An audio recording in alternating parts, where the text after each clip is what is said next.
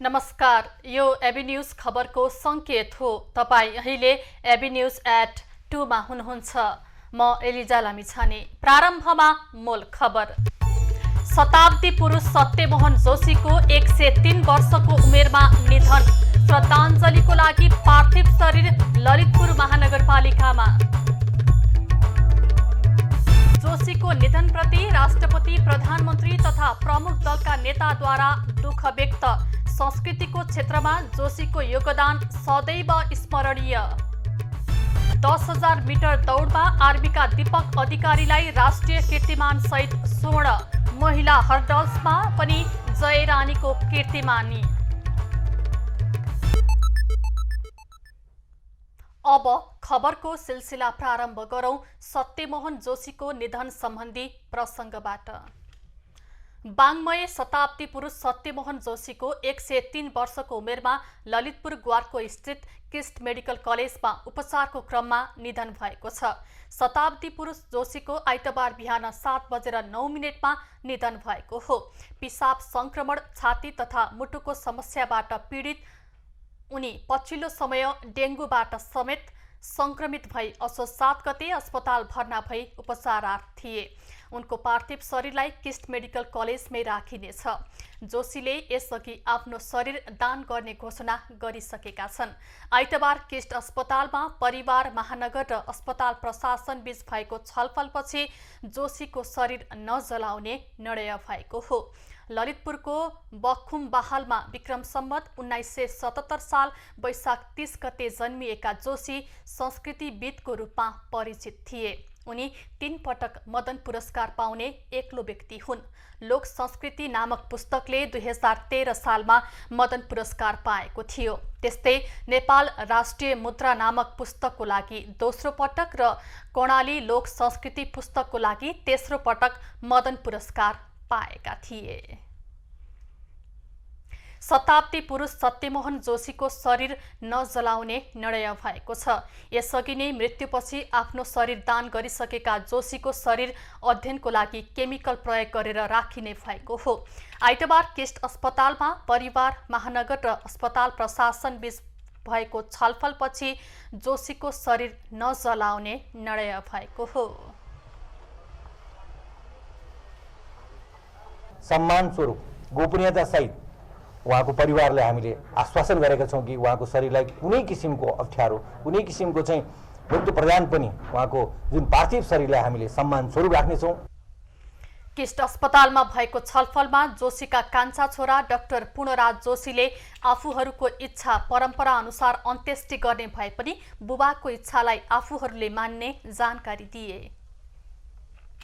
यत्रो वर्ष बाँचेर पनि मरणोपरान्त पनि आफ्नो शरीरलाई चाहिँ दान दिएर अध्ययन गर्ने, यो मेडिकल चाहिँ विज्ञानमै केही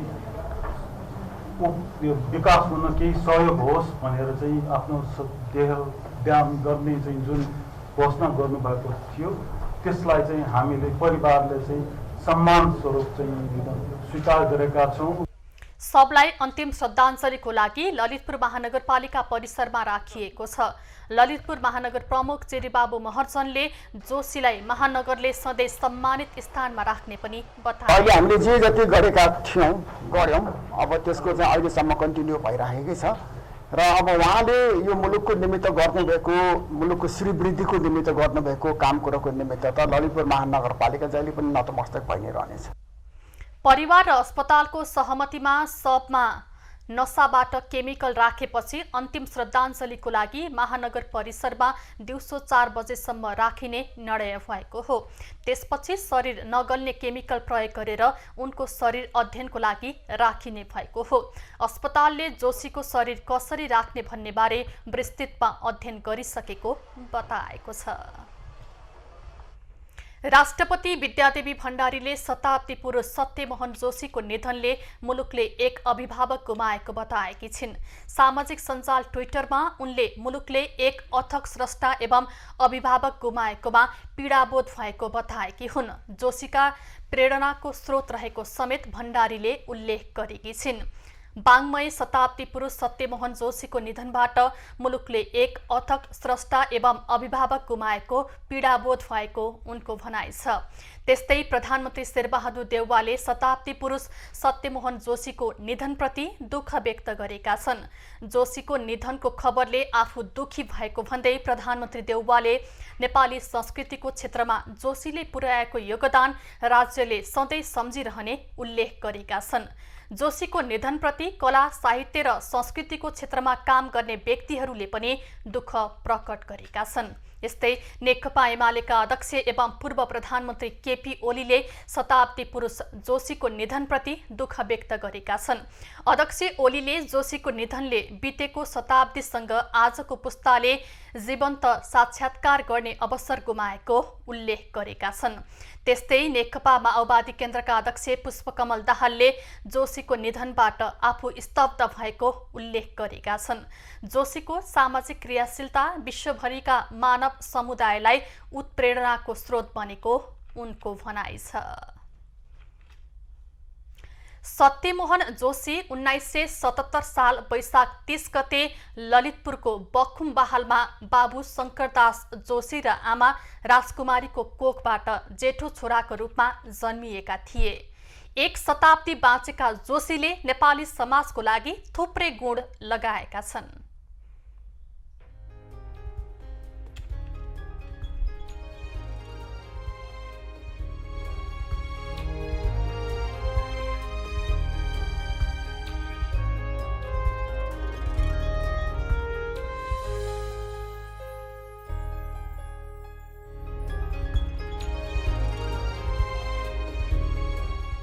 संस्कृतिविद तथा साहित्यकार वाङ्मय शताब्दी पुरुष सत्यमोहन जोशी बाबु शंकरदास जोशी र आमा राजकुमारीका पुत्रका रूपमा विक्रम सम्मत 1977 साल वैशाख महिनामा ललितपुरको बखुमबहालमा जन्मेका हुन्।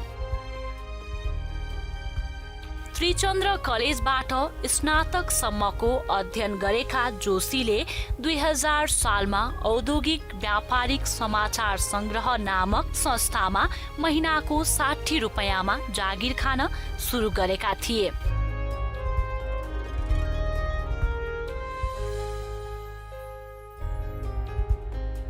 उनले नेपाली साहित्यको सर्वाधिक चर्चित मदन पुरस्कार 3 पटक प्राप्त गरेका छन्।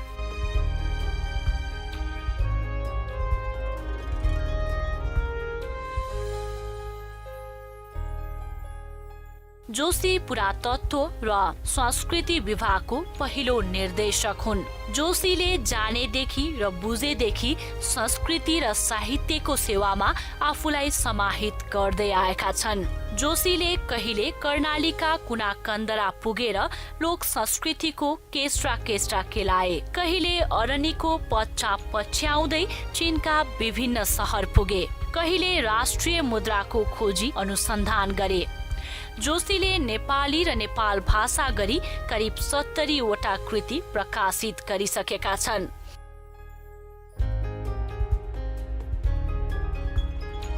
साहित्य, कला अनि संस्कृतिको संरक्षण, सम्वर्धन र विकासमा पुर्याएको योगदानको कदर स्वरूप जोशी सुप्रबल गोर्खा दक्षिण बाहु विख्यात त्रिशक्ति पट्ट, आदिकवि भानुभक्त पुरस्कार जस्ता पुरस्कार सम्मानले पुरस्कृत र सम्मानित भइसकेका छन्।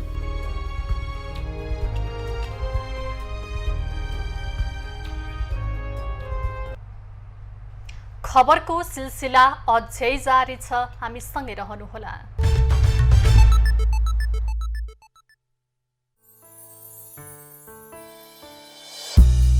बिगुलमा पकाएपछि त स्वादै बेग्लै, हातै चटाउने स्वाद बिगुल तोरीको तेलको साथ। घाम पानीको लुकामारी, खुशीका हरेक क्षणको तयारी, पियु र सिलिकन प्रविधियुक्त बर्जर वेदरकोट लङ लाइफ। घाम पानी छेक्छ, 10 वर्ष टिक्छ।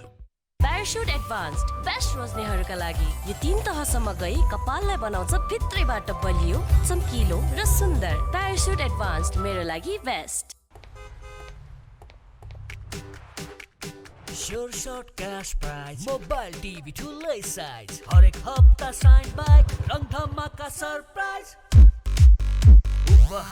उपहारको महोत्सव छायो रिलायन्स पेन्टको रङ धमाका आयो। रङ धमाका योजना अन्तर्गत प्रत्येक 20 लिटर भन्दा माथिको रिलायन्स पेन्ट खरिद गरी Sure Shot Cash Prize सहित हरेक हप्ता लकी ड्र मार्फत स्मार्टफोन, LED टिभी र होन्डा शाइन बाइक जित्नुहोस्। सरी ग्राहक समय अन्त सरे सुविधाको दुविधामा म त ठहरे मरे। ए छविलाल फोन पे हाल छविलालको बेहाललाई बनायो है मालामाल। नगद छोड्यो फोन पे गर्यो वाह फोन पे क्या बबाल, वाह फोन पे क्या बबाल। यो दशैं तिहारको अवसरमा फोन पे QR मार्फत भुक्तानी लिए पाउनुहोस् हरेक दिन स्यामसङको स्मार्टफोन जित्ने मौका। लाइफ इजी बनाऊ, नगद छोडौ, फोन पे गरौ। Berger silk breathe easy. यो ग्ल्यामरस छ र घरको भित्तालाई पनि प्रोटेक्ट गर्छ ब्याक्टेरिया, भाइरस र पोल्युसनबाट। दीपावली तथा छठ पर्वको मंगलमय शुभकामना। शिवम सिमेन्ट। शताब्दी पुरुष सत्यमोहन जोशीको 103 वर्षको उमेरमा निधन। श्रद्धाञ्जलीको लागि पार्थिव शरीर ललितपुर महानगरपालिकामा।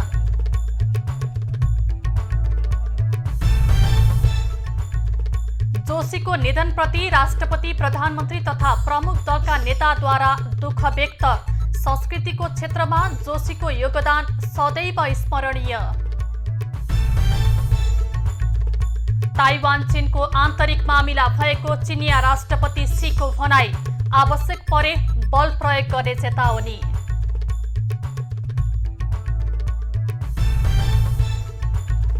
दस 10,000 मिटर दौडमा आर्मीका दीपक अधिकारीलाई राष्ट्रिय कीर्तिमान सहित स्वर्ण।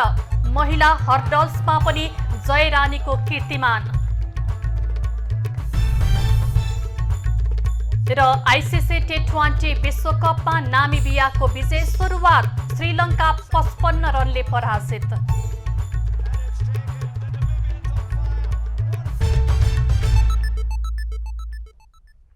अब बाँकी खबर। तिहार नजिकिएसँगै कुचोको माग र व्यापार बढेको छ।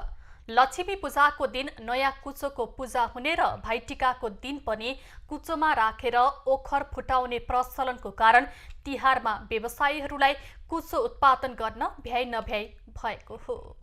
विशेष खबरको साथमा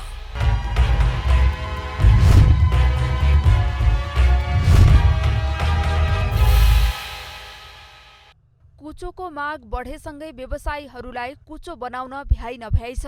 नेपालमा मात्र नभई भारतमा पनि कुचोको माग बढेको छ। यस वर्ष भने देशकै आर्थिक अवस्था कमजोर भएकाले नेपालमा कुचोको माग धेरै नरहेको व्यवसायीहरू बताउँछन्। अहिले वर्ष अलिकति तपाईको यो बजारले होला अथवा ब्याङ्कले होला, संस्थाले होला अथवा नेताले होला, यो तपाईको बजारमा पैसाको धेरै आर्थिक कम भएका कारणले गर्दाखेरि व्यापार छैन, अहिले एकदम छैन। अहिले वर्ष चाहिँ मैले यो 6 वर्षको बीचमा काठमाडौँ आएर व्यापार गरे मध्येमा कम व्यापार चाहिँ अहिले वर्ष नि छ, त्यस्तै छ। देशको आर्थिक मन्दीका कारण यस वर्ष गत वर्षको तुलनामा आधा पनि व्यापार नहुने अवस्था देखिएको छ। अहिले बजारमा कुचोको मूल्य 150 देखि 200 रुपैयाँसम्म पर्ने गरेको छ। अब पहिला मुठा कुचा हामीले पहिला सुरुमा बेच्दाखेरि 20 रुपियाँ, अब 15 रुपियाँ, 25 रुपियाँ यस्तो राम्रो कुचो 25 रुपियाँमा बेच्थ्यौँ। अहिले अब 150 रुपियाँसम्म मुठामा कुचो बेच्नु परेको छ। अवस्था त्यस्तो छ। अब केलाई भने अब डबल टेबलै भइदियो भाउ पनि, र अब मुठा कुच्चाको भाउ पनि अब डबल टेबलैमा जानुपर्ने अवस्था रह्यो। आर्थिक मन्दीले सुस्ताएको कुचोको माग तिहार लागेसँगै भने बढेको छ। तिहारका लागि काठमाडौँ उपत्यका बाहेकका अन्य जिल्लाहरूबाट पनि माग आउने गरेको छ। तिहारको सिजनमा हरेक दिन 10,000 कुचो बजार पठाइरहेको व्यवसायीहरू बताउँछन्। काठमाडौँमा मात्र नभएर काठमाडौँ बाहिर पनि अन्य जिल्लाहरूमा पनि धेरै यसको मागहरू भइरहेको छ। हजुर, हामीले जति पनि माग आइरहेको छ अहिलेसम्म चाहिँ हामीले भ्याइरहेका छौँ दिनलाई। अब पछि पोहोरको हेरेर यसपालि धेरै माग छ, पहिलाको अनुसार। हरेक दिन हाम्रो यहाँबाट चाहिँ नर्मलमा पनि 10,000 पिस चाहिँ अहिले यो तिहारको सिजनमा गइरहेको छ। 10,000 पिस। तिहार नजिकिएसँगै डोको, डालो र कुचोको पूजा गर्नका लागि यो समयमा कुचो खपत अरू समयभन्दा धेरै हुने गर्छ।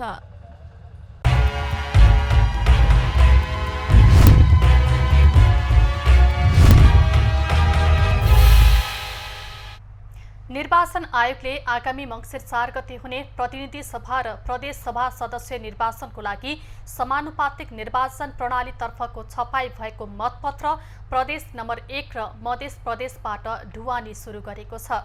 समानुपातिक निर्वाचन प्रणालीतर्फको प्रतिनिधि सभा र प्रदेश सभा निर्वाचनको लागि हालसम्म खोटाङ, ओखलढुङ्गा, सोलुखुम्बु, उदयपुर, सप्तरी, महोत्तरी, धनुषा, सिराहा, ताप्लेजुङ, पाँचथर, इलाम, झापा, सङ्खुवासभा, तेह्रथुम, भोजपुर, धनकुटा, मोरङ र सुनसरीमा उक्त मतपत्र ढुवानी भएको निर्वाचन आयोगले जनाएको छ। सो प्रणालीको लागि कुल 4,06,05,000 मतपत्रको छपाई सम्पन्न भएको थियो। प्रतिनिधि सभातर्फको समानुपातिक प्रणालीको लागि 2,04,21,000 मतपत्रको छपाई सम्पन्न भयो भने 7वटै प्रदेशको लागि समानुपातिक तर्फ 2,01,84,000 मतपत्रको छपाई सम्पन्न भएको छ। पहिलो निर्वाचित हुने प्रणाली प्रत्यक्षका तर्फ 17 लाख मतपत्र छपाई भइसकेको आयोगले जनाएको छ। भक्तपुर स्थित जनक शिक्षा सामग्री केन्द्र लिमिटेडमा उच्च सुरक्षा सहित मतपत्र छपाई भइरहेको छ। अर्घाखाँचीमा प्रतिनिधि सभाको एकमात्र निर्वाचन क्षेत्र रहेको छ। सत्ता गठबन्धन र प्रतिपक्षको प्रतिस्पर्धा रोचक हुने देखिएको छ। माओवादीबाट नेकपा एमाले भएका नेता र कङ्ग्रेसबाट उपसभामुखसम्म बनेकी नेत्री पुष्पा भुसालले आफ्नो जित निश्चित भएको दाबी गरेका छन्। अर्घाखाँचीमा प्रतिनिधि सभाका लागि नेपाली कङ्ग्रेसबाट पूर्व उपसभामुख पुष्पा भुसाल र नेकपा एमालेबाट पूर्व उपप्रधानमन्त्री टोप बहादुर रायमाझी सहित 11 जनाले उम्मेदवारी दर्ता गराएका छन्। निर्वाचनका लागि 11 जना संघमा उम्मेद्वार भए पनि मुख्य प्रतिस्पर्धा भने नेपाली कङ्ग्रेसकी उम्मेद्वार भुसाल र नेकपा एमालेका नेता टोप बहादुर रायमाझी बीच हुने भएको छ। 2074 सालको निर्वाचनमा तत्कालीन नेकपा एमाले, नेकपा माओवादी र राष्ट्रिय जनमोर्चा लगायतका गठबन्धन दलबाट नेकपा माओवादीको चुनाव चिन्हबाट निर्वाचन जितेका टोप बहादुर रायमाझी अहिले एमालेको एकल उम्मेद्वारको रूपमा सूर्य चिन्हबाट उम्मेदवारी दिएका छन्। नेकपा एमालेले जित्न आवश्यक छ। त्यसकारण त्यसो भयो भने राष्ट्रियताको सम्वर्धन पनि हुन्छ, देशमा सुशासन र सामाजिक न्याय पनि प्राप्त हुन्छ, विकास र समृद्धिले पनि गति लिन्छ भन्ने हाम्रो विश्वास छ। अहिलेको निर्वाचनमा नेपाली कङ्ग्रेस, नेकपा माओवादी, राष्ट्रिय जनमोर्चा, एकीकृत समाजवादी लगायतका दलको समर्थनबाट लोकतान्त्रिक वाम गठबन्धनको तर्फबाट नेपाली कङ्ग्रेसका नेता पुष्पा भुसालको उम्मेदवारी परेको छ। जिल्लाको विकासका लागि आफ्नो जित हुने नेता पुष्पा भुसालको भनाइ छ। हाम्रो मुलुकको विविधता, हाम्रो मुलुकले परिवर्तन खोजेको युवाहरूको, महिलाहरू, दलित समुदाय, जनजाति, मुस्लिमहरूले जुन परिवर्तनको आकांक्षा विकासमा देख्नु भएको छ, भ्रष्टाचार मुक्त समाजमा देख्नु भएको छ, त्यसलाई पूर्णता दिने अहिलेको हाम्रो एउटा उद्देश्य हो।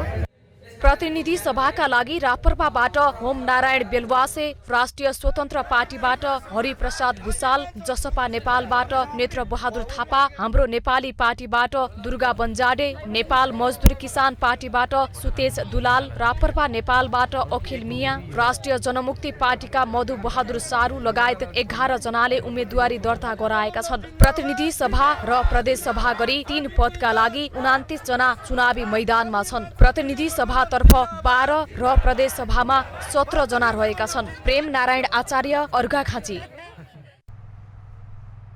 नेपालबाट मनसुन आजबाट बाहिरिएको छ। मौसम पूर्वानुमान महाशाखाका अनुसार अबको 1 साता दिन घमाइला हुनेछन्। मनसुन बाहिरिन थालेसँगै आज कतै पनि भारी वर्षाको सम्भावना देखिएको छैन। पूर्वी भूभागमा भने आज पनि मनसुनी वायुको सामान्य प्रभाव रहेको छ। गत वर्षभन्दा 4 दिन ढिलो गरी अर्थात् अक्टोबर 15बाट मनसुन बाहिरिएको हो। गत वर्ष 11 अक्टोबरमा मनसुन बाहिरिएको थियो। प्राय जेठ 30 मा मनसुनभित्र नै गरे पनि एक साता अघि मनसुन प्रवेश गरेको थियो। यो वर्षको मनसुन अवधिको जुन, जुलाई र अगस्तमा भने औसतभन्दा कम मात्रा वर्षा भएको छ। सेप्टेम्बरदेखि भने देशका विभिन्न भागमा औसतभन्दा बढी वर्षा भएको छ। यो वर्षको मनसुन अवधिमा देशभर 1328.5 मिलिमिटर वर्षा भएको छ। सन् 2000 पछिका 21 वर्षमा 5 वटा वर्षमा मात्र मनसुन सेप्टेम्बरभित्र बाहिरिएको छ। सबैभन्दा ढिला सन् 2013 मा 19 अक्टोबरमा मात्र मनसुन बाहिरिएको थियो। नेपालमा सामान्यतः जुन 13 मा मनसुन नेपाल भित्रिएर अक्टोबर 2 मा बाहिरिने गरेको छ। यो वर्ष वर्षाजन्य विपदबाट नेपालभर 110 जनाको मृत्यु भएको छ। बाढी, पहिरो र अविरल वर्षाकै कारण 39 जना बेपत्ता र 79 जना घाइते हुनुका साथै 261 घर पूर्ण रूपमा क्षतिग्रस्त बनेका छन्। डेङ्गु रोगको संक्रमितको संख्या 40,000 नाघेको छ। स्वास्थ्य मन्त्रालय अन्तर्गतको इपिडेमियोलोजी तथा रोग नियन्त्रण महाशाखाका अनुसार हालसम्म देशभरि संक्रमितको संख्या 40,029 पुगेको छ। सेप्टेम्बर महिनामा मात्रै 27,529 जनामा संक्रमण पुष्टि भएको छ। डेङ्गुकै कारण जेठ यता 48 जनाको मृत्यु भएको छ। अहिले देशका 77 मध्ये 75 वटा जिल्लामा डेङ्गु पुष्टि भएको छ। संक्रमितको संख्या बागमती र लुम्बिनी प्रदेशमा धेरै रहेको छ। कुल संक्रमित मध्ये बागमती प्रदेशमा मात्र 30,000 संक्रमित रहेका छन्। नेपालमा सन् 2005 बाहेक हरेक वर्ष डेङ्गुका बिरामी फेला पर्दै आएका छन्। संक्रमणको प्रविधि हेर्दा डेङ्गु प्रकोप सकिन अझै 1 महिना जति लाग्ने अनुमान स्वास्थ्य मन्त्रालयको छ। कार्तिक मसान्तसम्म डेङ्गुको जोखिम कायमै रहने स्वास्थ्य कर्मीको भनाइ छ। पर्वतमा यो वर्ष जेठो बुढो धानको उत्पादन बढ्ने देखिएको छ। प्रधानमन्त्री कृषि आधुनिकीकरण परियोजना अन्तर्गत फलेवास 6 देवी स्थानमा गरिएको धानको खेती राम्रो भएको हो। परियोजनाले नमुना कृषि सहकारी मार्फत धानको उत्पादन बढाउन बीज वृद्धि कार्यक्रम पर्वतमा सञ्चालन गरिरहेको छ। हाम्रो चाहिँ यो यहाँ नमुना कृषि सहकारी संस्थाले चाहिँ पोखरेली जेठो बुढो धानको बिउ उत्पादन उहाँहरूले पहिल्यैदेखि अरू जातहरूको पनि अरू बालीहरूको पनि बिउ उत्पादन गर्नुभएको थियो र हाम्रो पनि बीज वृद्धि कार्यक्रम थियो। सुरुदेखि नै यो कृषि क्षेत्रमा लागेको हुनाले यहाँका किसानहरूले म प्रति अलि धेरै काम गर्नको लागि आशा र भरोसा गर्नुभएको छ। त्यसैले पनि म कृषि क्षेत्रमा अलिकति समय दिएर ठाउँ ठाउँमा पुग्ने गर्छु। यो चाहिँ नमुना कृषि सहकारी हो। यो धानको बिउ उत्पादन गरिरहनु भएको छ।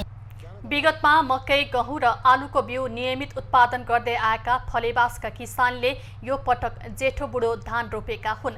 किसानले उत्पादन गरेको मुरली मकै र जेठो बुढो धानको प्रमाणित बिउ उत्पादनको चरणमा रहेको छ। हाम्रो नमुना कृषि सहकारी संस्थाले यस फलेवासमा थुप्रै किसानहरूलाई हित हुने कार्यक्रमहरू ल्याएको छ।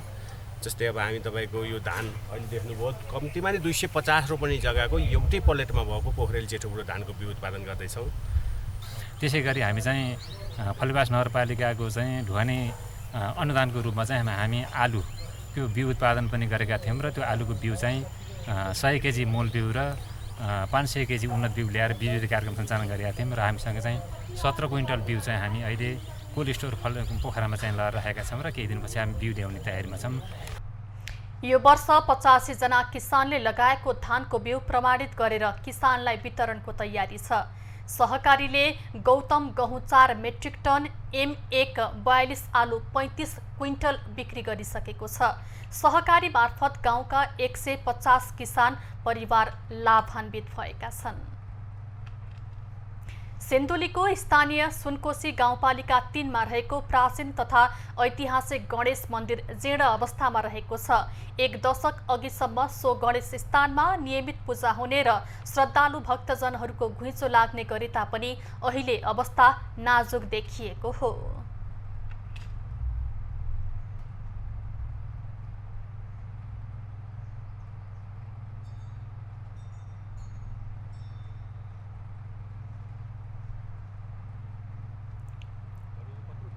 स्थानीय बासिन्दाका अनुसार सो गणेश मन्दिरको जीर्णोद्धार गर्न हालसम्म स्थानीय सुनकोशी गाउँपालिका र अन्य कसैले चासो र चिन्ता नदेखाएको, मन्दिरको उपेक्षा भइरहेको र भौतिक पूर्वाधारहरू मर्मत सम्हार गर्न समेत गाह्रो परेको बताइएको छ। करिब 200 वर्ष पहिले स्थापना भएको झागा झोली रातमाटामा अवस्थित धार्मिक तीर्थस्थल गणेश स्थान त्यस भेगको ऐतिहासिक मन्दिर मानिन्छ। किराँत राई याखोखाले दलहरूलाई 1 नम्बर प्रदेशको नाम किराँत राख्ने घोषणा पत्रमा उल्लेख गर्न ध्यानकर्षण गराएको छ। राज्य संरचना अनुसार 7 प्रदेशमा रहेकोमा अन्य 6 वटा प्रदेश सभाले नाम जुराए पनि 1 नम्बर प्रदेशको नाम पाउन नसकेको घोषणा पत्रमा राख्न माग गरेका हुन्। याकोखाले संघीयताको मर्म अनुसार पहिचानको सम्बोधनको लागि नेपालकै प्राचीन किराँत इतिहास, भूगोल, सभ्यता, संस्कृति सम्मानको लागि किराँत प्रदेश नामकरण गरिनुपर्नेमा माग गरेको छ। इतिहासको लामो कालखण्डसम्म बल्लो किराँत, पल्लो किराँत, माझ विराटको अस्तित्वमा रहेको 1 नम्बर प्रदेशको भूगोलको इतिहासलाई निरन्तरता दिन पनि किराँत प्रदेश राखिनुपर्नेमा जोड दिइएको छ। नेपालीहरूको दोस्रो महान चाड तिहार नजिकिएसँगै भक्तपुरमा माटोका भाँडा बनाउँदै आएका कुमाले समुदायलाई पाला बनाउन भ्याइ नभ्याइ भएको छ। यस वर्ष माग धेरै भएकाले विशेष गरी प्रजाति समुदायलाई फुर्सद नभएको हो। भक्तपुरको बोलाछे र तालाकुवाको पोट्री स्क्वायर तथा मध्यपुर थिमीका नगदेश, बोडे, चपाचो, पाँचो लगायतका स्थानका प्रजापति समुदायलाई यति बेला माटोबाट बन्ने पालाहरू बनाउन भ्याइ नभ्याइ छ। भक्तपुरका विभिन्न स्थानमा अहिले तिहारका लागि आवश्यक पर्ने माटोका भाँडा जस्तै तियो, भिउटे, ठेकी, धुपौरो, खुत्रुके, गमला, घडा लगायत अन्य सामग्रीहरू निर्माण भइरहेका छन्। तिहारका लागि बजारमा माग बढेसँगै भक्तपुरका प्रजापति समुदाय अहिले पाला बनाउन, सुकाउन, पोलेर पुरा तयार गरी बजार पठाउन व्यस्त रहेका छन्। तिहार भन्दा लगभग 1-1.5 महिना अगाडिदेखि नै हैन हाम्रो बनाउने कार्य सुरु हुन्छ। दसैँ अगाडिदेखि नै सुरु हुन्छ भनौँ। एकदमै माग छ यसको। अब त्यही अनुसार काम गर्छौँ हामीले।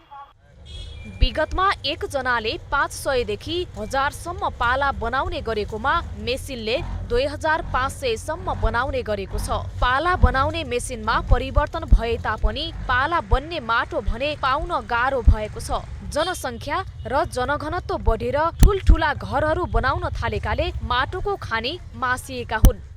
पहिला 2-3 हजार जान्छ भने अहिले पनि त्यस्तै मात्र हो।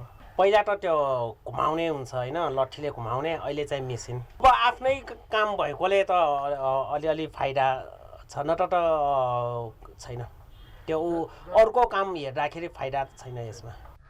तिहारमा विशेष गरी 4 प्रकारका पालाहरू बढी बिक्ने गरेका छन्। बुट्टा भरेको पालाहरू बनाउन अलि धेरै समय लाग्ने भएकाले सबैभन्दा धेरै सानो आकारका पालाहरू कुमालेहरूले बनाउने गर्दछन्। बुट्टा पाला चाहिँ छाप्ने हो हैन, तर धेरै छाप्न सकिँदैन थियो। बुट्टा पाला चाहिँ छाप्न विस्तार हुन्छ, ढिलो हुन्छ। बुट्टा पाला चाहिँ छाप्ने चाहिँ अनि यसबाट चाहिँ यसरी बनाएर चाहिँ धेरै निकाल्न सकिन्छ। कुनै समयमा माटोका भाँडा बनाउनेहरूको संख्या उल्लेख्य भए पनि पछिल्लो समय संख्या घट्दो क्रममा छ। थोरैले मात्रै माटोका भाँडा बनाउने परम्परालाई निरन्तरता दिँदै आएका छन्। कुमालेको पेसाले भक्तपुर पुग्ने पर्यटकलाई समेत लोभ्याउने गरेको छ। क्यामेरामा शैलेन्द्र गोविन्द अमात्यका साथ सरिना तामाङको रिपोर्ट। चुनाव आउँदा मिठो नारा दिने गरेका नेताहरूले बाचा पूरा नगर्दै अर्को चुनाव आएको छ। पर्वतमा अघिल्लो पटक गरेको प्रतिबद्धता यो पटकको चुनाव आउँदा समेत पूरा नहुँदा स्थानीयले नेताहरूप्रति आक्रोश पोखेका छन्। 5 वर्ष अघि एमाले अध्यक्ष केपी ओलीले चुनावी सभामा भाषण गर्दै कुस्मा रेल स्टेसन नै हुन्छ भनेर भाषण गरेको स्थान यही हो। 5 वर्ष अघि नै कुस्माका मेयर रामचन्द्र जोशीले पनि 3 तलाको सिटी हल सहितको बस पार्क बनाउने कहानी सुनाएको स्थान पनि यही कुस्मा शिवालय त्रिवेणीको बस पार्क हो। तर यहाँ नेताले चुनावी समयमा कथा सुनाए जस्तो विकासको अनुभूति पर्वतीय जनताले गर्न पाएका छैनन्। 3 तला 4 तला बनाउँछु भनेको त धेरै भइसक्यो, तर यो अहिले देख्नुभयो तपाईँले कस्तो हालतमा छ यो बस पार्क। यसले गर्दाखेरि त सबै जनता युवा सबैलाई एकदम दुःखको महसुस भइरहेछ। गाउँ गाउँ पुग्ने बाटा चिल्ला बन्ने, अर्को पटक फेरि भोट माग्न आउँदा 4 व्हील गाडीमा सकी नसकी नभई साइकलमा सरर भोट माग्न आउने आश्वासन बाँडेका निवर्तमान सांसद पदम गिरीले पनि बस पार्क निर्माणमा चासो देखाएनन्। मान्दैन अनि नमानिसित अब दसैँ चिट काट्दिन्छ। बस पार्क छैन भने मान्दैन, एक ठाउँमा ल राख्ने खुल्ला ठाउँमा भनेर कता ल राख्ने। बस पार्क नबन्दा राजमार्गमै सवारी राख्नु परेको यातायात व्यवसायीले बताएका छन्। बस पार्क नभएका कारण सडकमा सवारी पार्किङ गर्दा दैनिक जसो जरिवाना पर्ने गरेको यातायात व्यवसायीको गुनासो छ। सदरमुकामबाट धेरै गाडीहरू घुर्छन्, तपाईँको अब बस पार राख्ने व्यवस्था छैन, साइड अब अरूको पसल अगाडि राख्ने कुरो भएन, साइड जसमा राख्यो ट्राफिकले सिटी बजाउँछ, उसले गर्दा जरिवाना काट्छन्। सडकमा सहज यातायात र दुर्घटनाको जोखिम न्यून बनाउन मध्य पहाडी लोकमार्गमा दोहोरो लेन छुट्याइएको छ। राजमार्गको दुवैतर्फका छेउपट्टिमा यात्रुवाहक बस, मालवाहक ट्रक लाइनसँगै पार्किङ गर्दा सवारीकै कारण राजमार्गमा दुर्घटनाको जोखिम समेत रहेको छ। सदरमुकाममा कुनै पनि बस पार्कको व्यवस्था नभएको कारण र भित्री कुनै अफसाइडमा पनि पार्किङको व्यवस्था गर्छु भन्दा पनि अब त्यो अलि सम्भव देखिएन। भित्री बजार गल्लीहरू पनि सानो भएको कारणले हामीले सडकमै एक साइड चाहिँ सकभर व्यवस्थित हुने तरिकाले अहिलेसम्म चाहिँ पार्किङ व्यवस्थापन गरेका छौँ। 2050 सालदेखि धवलागिरीको नाकाको रूपमा कुस्मामा सवारी गुड्न थालेको भए पनि व्यवस्थित बस बिसौनी अझै बन्न सकेको छैन। आसन्न सङ्घ र प्रदेशको निर्वाचनको सङ्घारमा पनि 5 वर्ष अघि चुनावमा नेताले गरेको भाषण मात्रै सम्झेर बस्नुपर्ने बाध्यतामा पर्वतीय जनता रहेका छन्। महेन्द्र जीसी, पर्वत। यसपटक राष्ट्रिय राजनीतिमा पहुँच राख्ने दलहरूले गठबन्धन गरेका छन्। नेपाली कांग्रेस सहित अन्य दल गठबन्धन गरेर चुनावी प्रसारलाई तीव्रता दिन थालेका छन्। मङ्सिर 4 गते हुने प्रतिनिधि सभा र प्रदेश सभा सदस्यको लागि पनि नेकपा एमाले र जसपा समेत गठबन्धनमा उठेका छन्।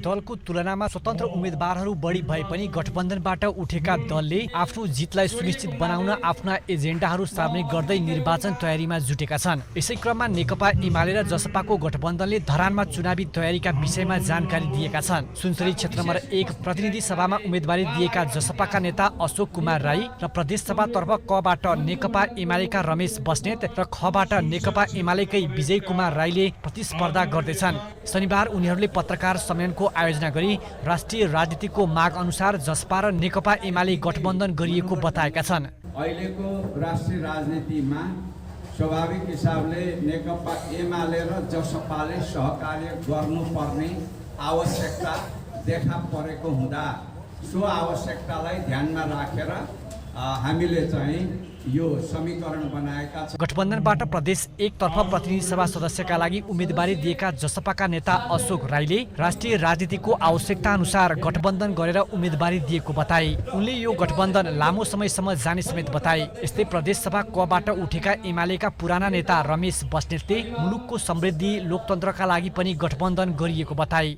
जनमतको हिसाबले हराएको थियो, तैपनि जनतामा पर्न सक्ने प्रभाव असर सम्भावनाको कुरालाई समेत ध्यानमा राखेर र एउटा के हुन्छ भने जहिले पनि खेलमा होस् राजनीतिमा होस् विपक्षीहरूको घेराले साँघुरो बनाएर आफ्ना घेरा मजबुत बनाउन पाए हुन्थ्यो भन्ने लाग्न स्वाभाविक हो। सुनसरी क्षेत्र नम्बर 1 मा प्रदेश र प्रतिनिधि सभा गरी जम्मा 27 जनाले उम्मेदवारी दिएका छन्। प्रदेश नम्बर 1 को क तर्फ 63749 र ख तर्फ 71214 मतदाता रहेका छन्।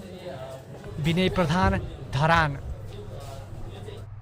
बाँकेको बैजनाथ गाउँपालिकामा रहेको लक्ष्मी प्राथमिक विद्यालयको भौतिक पूर्वाधारहरूको अवस्था दयनीय बनेको छ।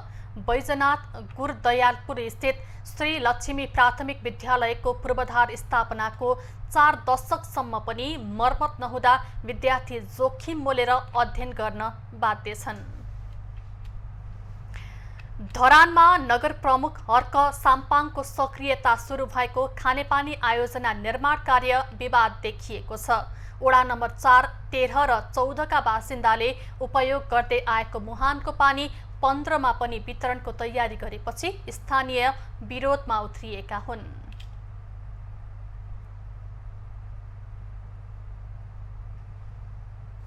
धरानमा खानेपानी आयोजना निर्माणमा विवाद देखिएको छ।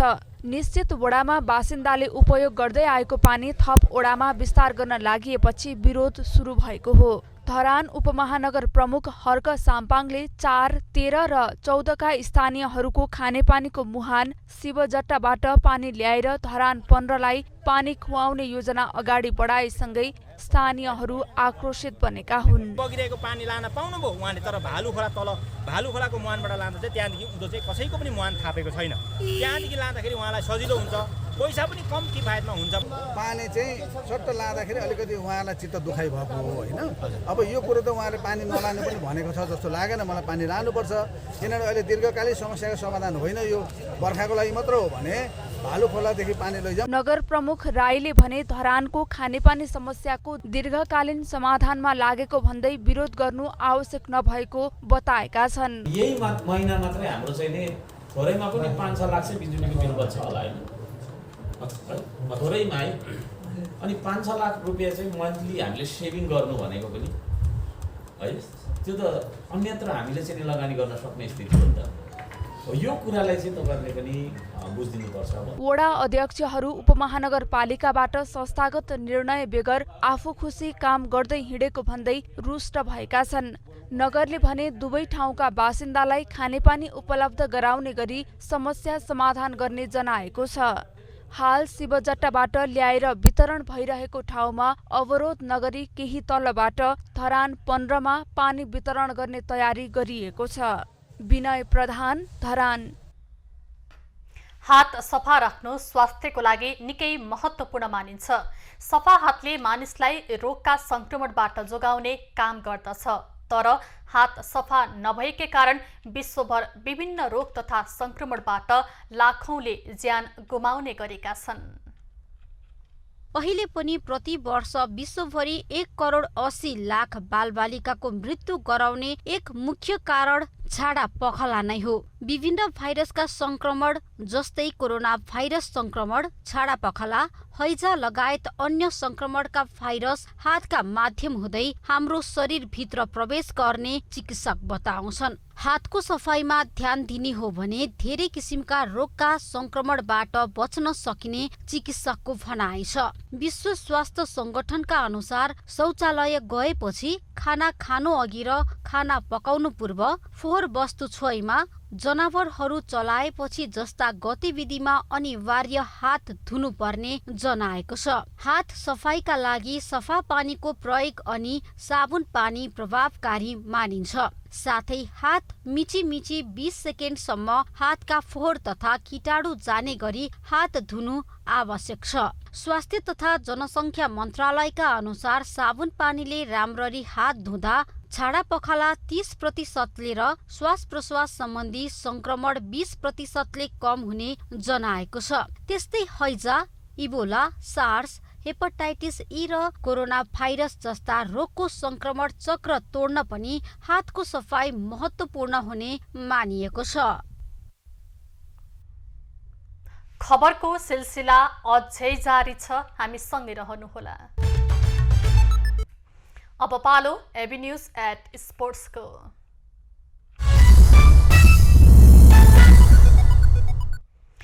नवौं राष्ट्रिय खेलकुद अन्तर्गत एथलेटिक्सको पुरुष 10,000 मिटरमा आर्मीका दीपक अधिकारीले राष्ट्रिय कीर्तिमानसहित स्वर्ण पदक जितेका छन्। पोखरा रङ्गशालामा आइतबार भएको दौडमा दीपकले 30 मिनेट 10.30 सेकेन्डमा निर्धारित दूरी पार गर्दै स्वर्ण जितेका हुन्। दीपकले एपीएफ क्लबका गोपीचन्द्र पार्कीको कीर्तिमानलाई तोड्दै नयाँ कीर्तिमान कायम गरेका हुन्। यसअघि गोपीको नाममा 30 मिनेट 30.99 सेकेन्डको कीर्तिमान थियो। सोही प्रतिस्पर्धामा गोपीचन्द्र पार्कीले रजत पदकमा चित्त बुझाए। उनले निर्धारित दूरी 30 मिनेट 38.30 सेकेन्डमा पूरा गरे। तेस्रो आर्मीकै गजेन्द्र राई भए। उनले निर्धारित दूरी 30 मिनेट 49.5 5.0 सेकेन्डमा पुरा गरेका थिए। त्यस्तै एथलेटिक्सको 400 मिटर महिला हर्डल्समा त्रिभुवन आर्मी क्लबकी जयरानी थारूले राष्ट्रिय कीर्तिमानसहित स्वर्ण पदक जितेकी छिन्। जयरानीले निर्धारित दूरी 1 मिनेट 04.13 सेकेन्डमा पुरा गर्दै कीर्तिमानसहित स्वर्ण जितेकी हुन्।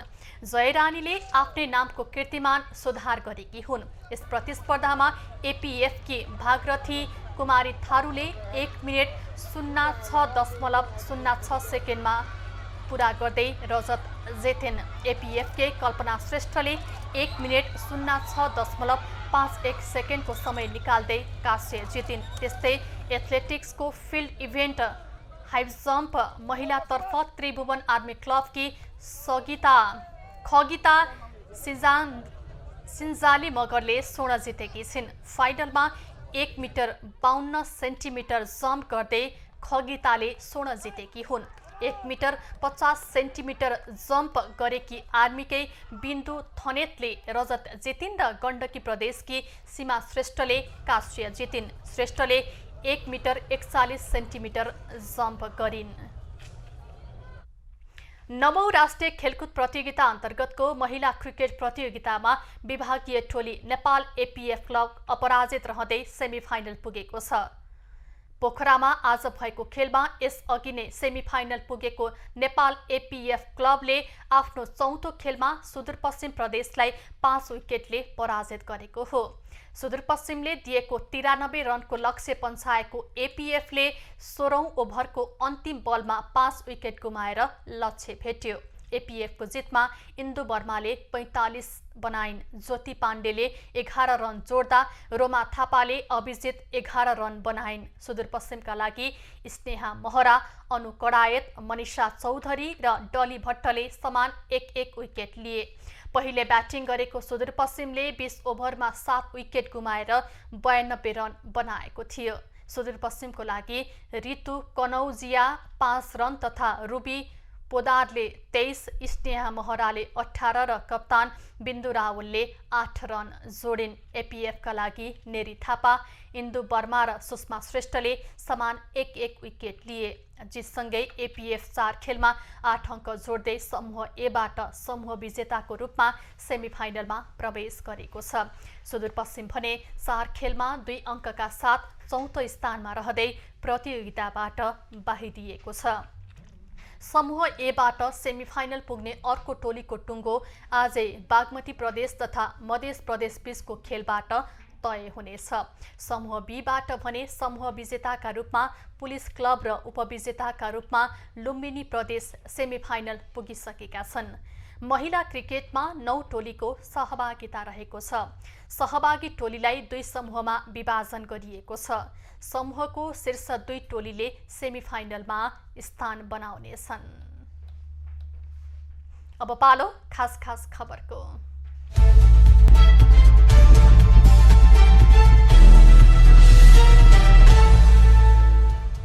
ललितपुर महानगरपालिकाले आज महानगरपालिकाबाट प्रदान गरिने सबै सेवा बन्द गर्ने जनाएको छ। महानगरले संस्कृतिविद बाङ्मय शताब्दी पुरुष सत्यमोहन जोशीको पार्थिव शरीर अन्तिम श्रद्धाञ्जलीको लागि महानगरपालिकाको प्राङ्गणमा राखिने भएपछि सेवा बन्द गरिएको जनाएको छ।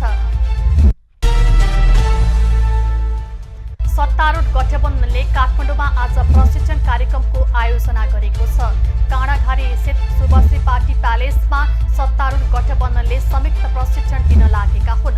कार्यक्रममा प्रधानमन्त्री समेत रहेका नेपाली कांग्रेसका सभापति शेरबहादुर देउवा, नेकपा माओवादी केन्द्रका अध्यक्ष पुष्पकमल दाहाल, नेकपा एकीकृत समाजवादीका अध्यक्ष माधव कुमार नेपाल लगायत सहभागी हुनेछन्। नेपाली बजारमा सुनको मूल्य प्रति तोला 1000 रुपैयाँले घटेको छ। नेपाल सुनचाँदी व्यवसायी सङ्घका अनुसार आज छापावाला सुन तोलामा 93,100 रुपैयाँ र तेजाबी सुन 92,600 रुपैयाँमा कारोबार भइरहेको छ। चाँदीको मूल्य प्रति तोला 25 रुपैयाँले घटेर 1160 रुपैयाँमा कारोबार भइरहेको छ। आगामी मङ्सिर 4 गते हुने प्रदेशसभा निर्वाचनमा महिला उम्मेद्वारको उपस्थिति निराशाजनक रहेको पाइएको छ। 7 प्रदेशमा 330 सिटको लागि हुने निर्वाचनमा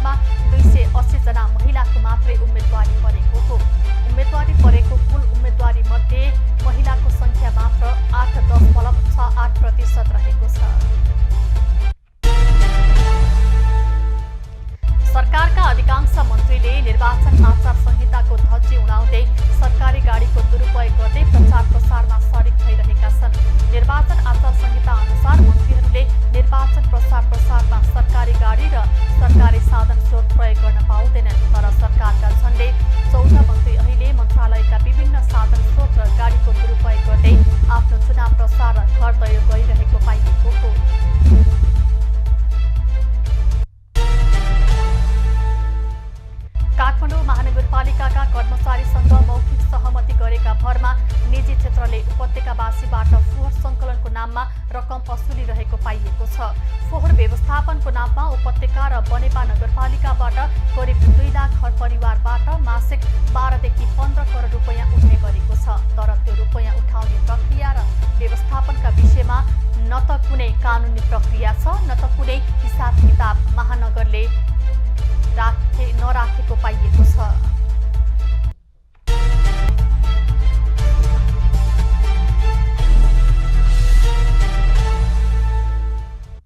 अब पालो एबी न्यूज एट मौसमको।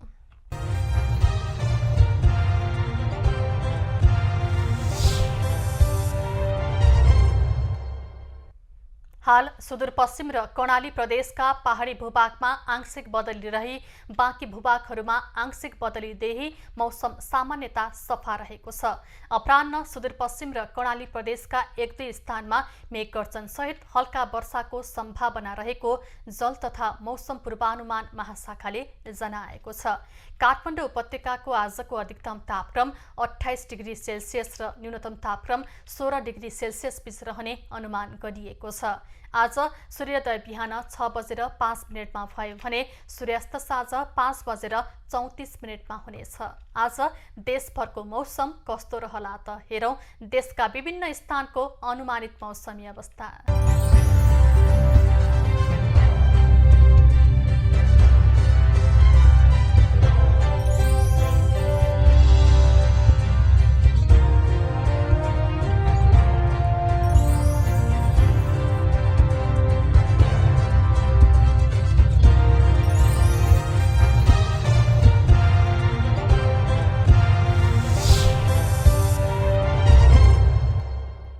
अहिलेलाई खबरको क्रम यति नै। एबी न्यूज खबरका यी सहित अन्य विस्तृत खबरको लागि www.abnews.tv लगइन गर्न सक्नुहुनेछ।